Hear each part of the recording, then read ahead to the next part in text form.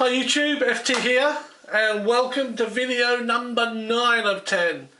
And as you can see, this is about the WE P08 Luger. And unlike previous videos on this series of 10, this WE box is a little interesting. On the front, as you can clearly see, it's got the 3 different types of Luger we do. The small, which is in fact the 219mm version. Moving up on here, you can see they do what they call a medium length, which is a 270mm.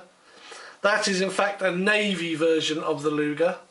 And then the long, or the large, the top right of this box, is a 320mm, and that's in fact artillery Luger. The box itself is quite nice and colourful, tells you exactly what's in the box. And in fact, it's not a plain box, it's got writing all over it.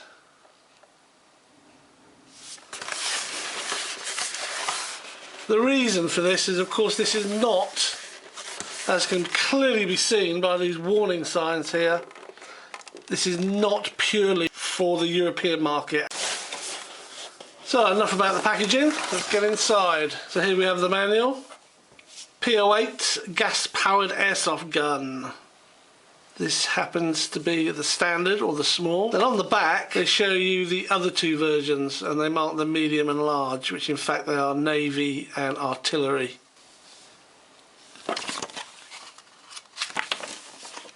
Nice WE magazine, this one, or instruction manual, whatever you want to consider it.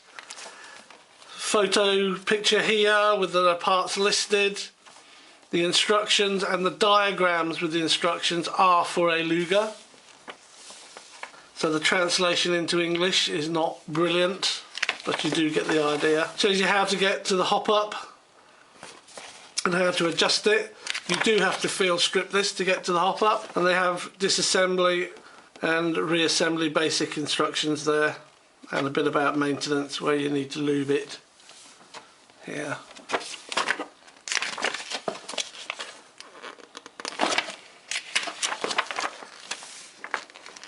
Nice breakdown of the parts,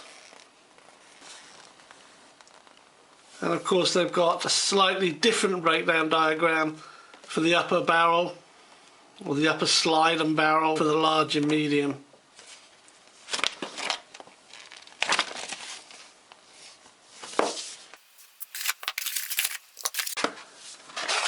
In a packing material, this mulched up card that's pressed into a mould. This one specifically for the P08, it actually says on it here, P08.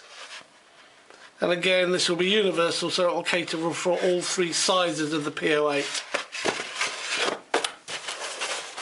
Now, this Luger did not come wrapped, and I think that's probably because it's not a WE Europe one. I noticed when I took it straight out of the box it had no wrapping or protection over it, it's just sitting in there. As per usual, I always buy a spare magazine for my collection, and this one I have pre-filled. It's quite an unusual magazine in that it is not easy to see the BBs at all. They are visible looking from the back of the magazine, but that is only because the slide button here that you pull down needs somewhere to run, and therefore they're visible. If it wasn't for that, you would not know how many BBs you've got in there. It happens to take 15 in a magazine, and the way of loading in this particular case is this, I'm calling it a button, call it whatever you like, you don't push it actually, it's just a knob that you pull down on a spring, and as long as the feed plunger is below this circle here, you can just drop your BBs in one at a time, or through a speed loader. You end up with 15 in the magazine. The magazine feed valve for the gas is in the base, as per most magazines.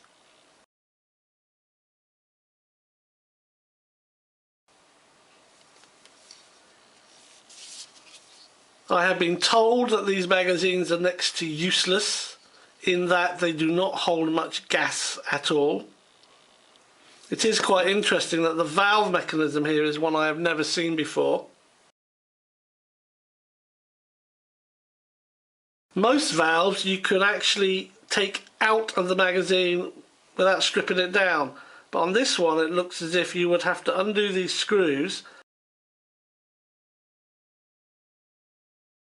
to remove this plate in order to get out to the valve. It has a mark on the side of the magazines here, and that's the circle with the little WE in it.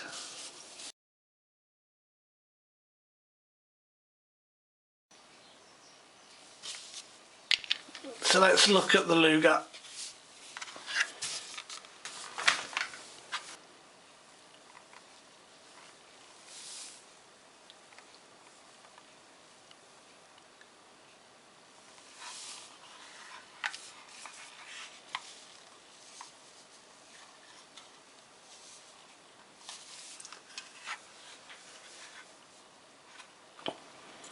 This P08 was purchased for my World War II pistol collection.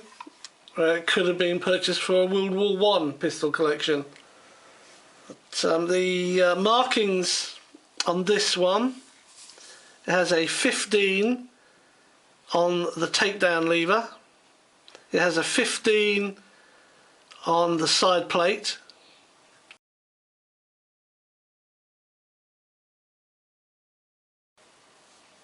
The trigger is what I call a quarter moon trigger, and it actually has a return spring for the trigger that you can see just up here. It has cross hatching here on the pin, cross hatching on the magazine release, and cross hatching on, I'm not sure what this is called, it's really just the cocking mechanism. It has lined hatching on the safety.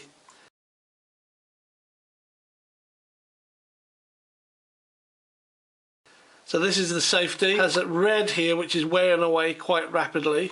So the safety bar, shall we call it, which comes up and down as you move the lever, has 15 stamped on it. So under the safety lever, when you put it to safe, it's got some text in there. Now the text is meant to be gesichert, I think that's how it's said. Gesichert.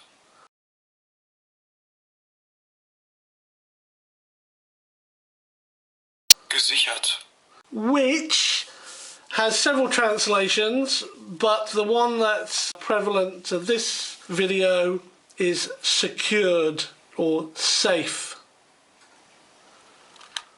And when it's covered up so you can't see the lettering and you've got your red dot, then of course it's unsafe and it's ready to fire. And that's about it on this side. As you come to the back, the grip, it has one of these, a stock clip or a stock rail. It also has 15 stamped into the back of the slide that I'm calling this. On the back here it has a metal loop, which I suppose is your lanyard loop. We come to this side, apart from being a bit grubby, again cross hatching, so you can grab these and pull it back. The grips we'll come on to in a minute. On the front here of the barrel, it's the outer barrel, it says 1915, and it also has a 15 stamped in up here.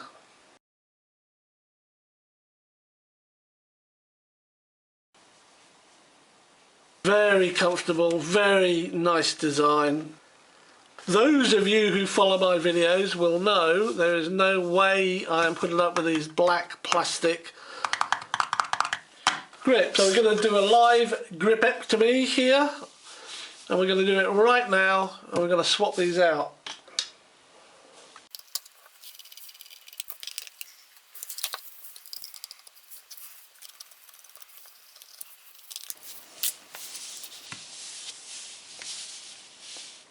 So let's get these new grips on. And they are these. I bought a pair of these grips. I got them from Turkey and they were designed for genuine Lugers.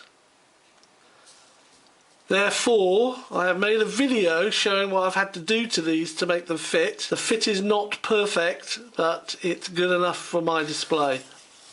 All of the material inside this grip has had to be dremeled out and smoothed down.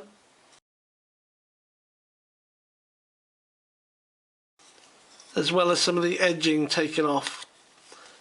Now it's not perfect, because as an example, I was filing down this piece here. I realised I've gone too far, but it's too late, so there is a bit of a gap when this is fitted. This is the other side, and again, as you can see, I've had to take out. It doesn't look much here when you look at it, but in fact it took absolutely ages, because there's only so much depth on these. Now I made a mistake here. I slipped, and my Dremel actually took a chunk out of the wall of this grip, and at the moment I'm repairing it by using the dust from the dremeling mixed with super glue, and I'm pasting it in, and all I've got to do now is file and sand this down. It will never quite be the same, but my mistake, but I wasn't about to buy another set of grips for that mistake. So let's whip these on.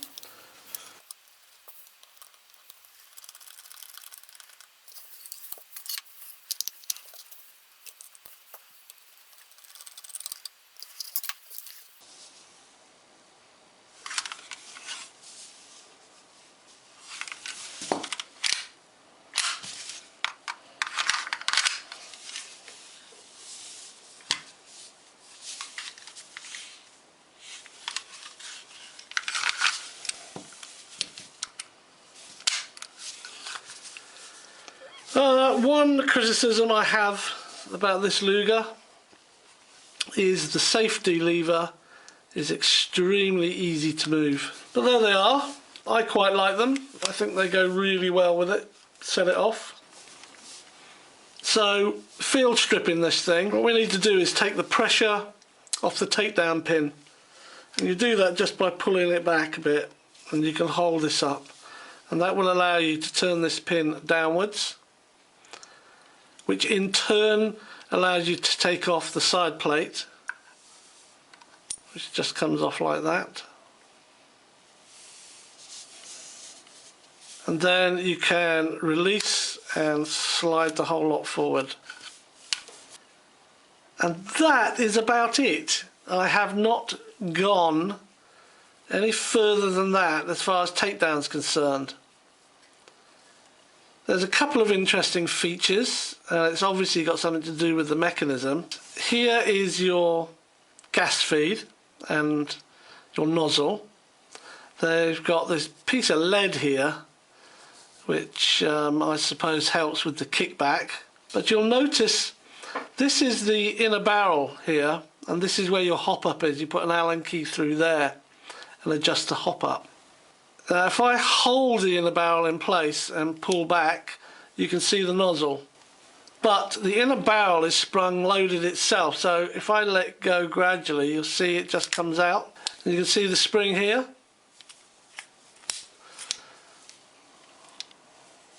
See it through there as well. When it's inside the frame, there's obviously mechanisms to hold it in place, so as you pull back,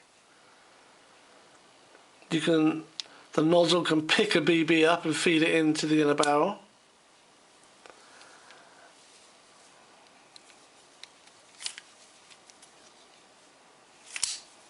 So to clean your inner barrel, you need to make sure that you've got your nozzle back, hold this in place and clean it from the other end. Now to put it back on, but let's look at this lower frame. It is all metal, as is the, for sake I'm calling it the slide.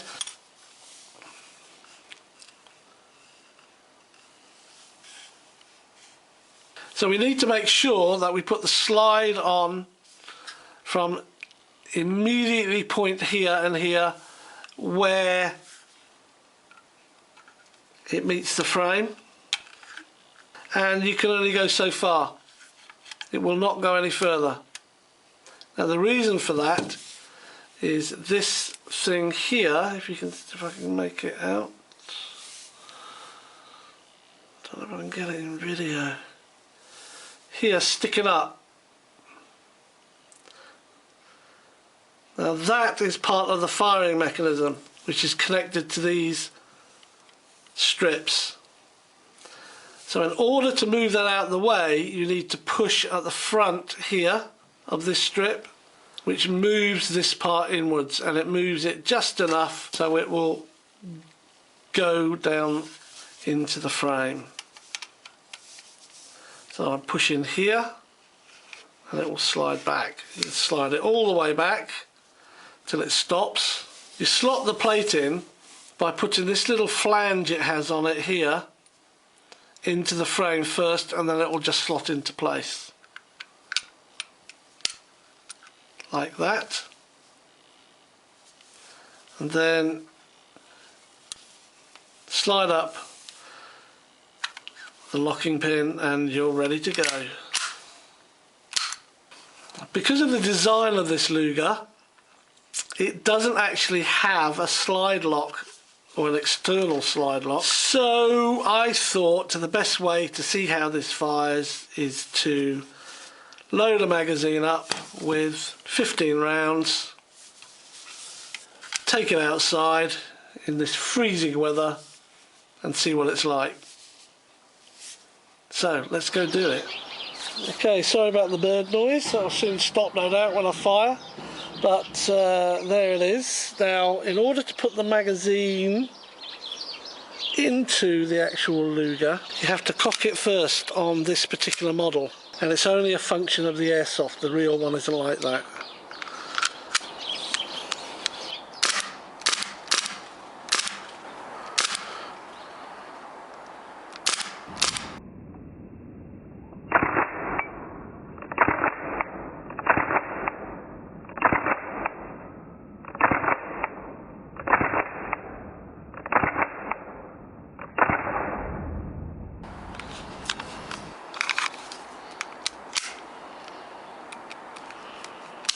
If you notice how this is dropping down as it fires, so I'm going to have to put in a repair in here somewhere to put a lot of pressure on that to stop it move. And the magazine's fired everything off, and it still has a little bit of gas. Fire 15 rounds off and you got no gas left. Tiny bit of gas. So you're going to have to keep loading these up. So maybe that's what people say about they're useless. But, you know, you've got a magazine that's got 15 rounds in it, there's 30 rounds there. If you're going to be using this for skirmishing, you'd have more of these. And you can buy a drum for these. They're not cheap, they're about 60 to 70 British pounds.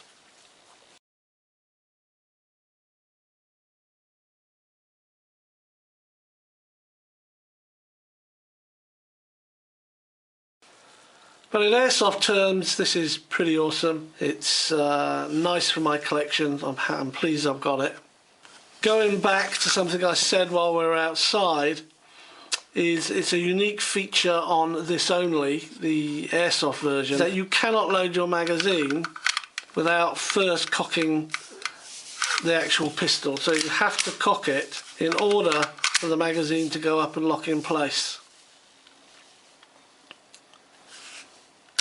You'll also notice that I cannot take the magazine out after firing it because it has to be cocked for it to come out. Now obviously with it locked back you can put your magazine in. If it had BBs in I could release it and go forward. So because that's cocked and I haven't fired it, the magazine will go in.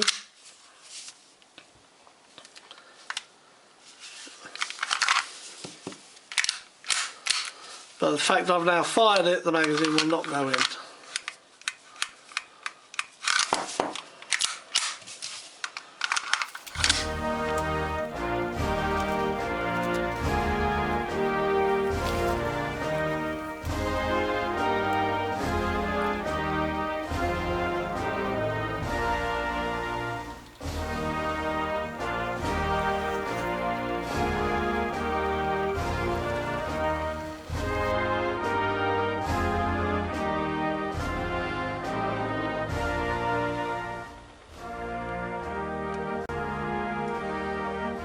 So here are some specifications on this WE P08.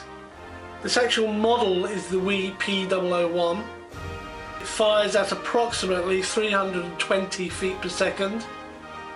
15 round capacity magazine. It is semi-auto only. Has blowback, as you've seen. The hop-up is adjustable. It weighs 1.1 kilograms.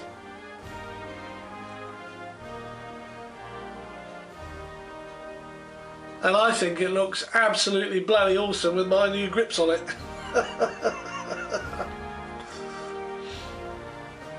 The barrel length for this one is 4 inches.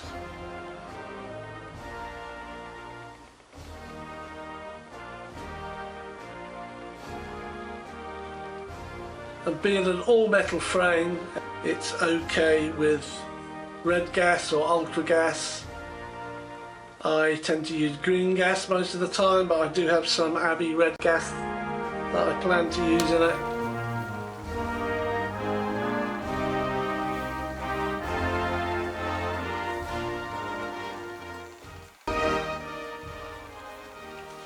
So that's my WE P08 Luger. Thanks for watching, stay safe, and I'll see you on the next video, which will be video number 10. Yeah! Cheers.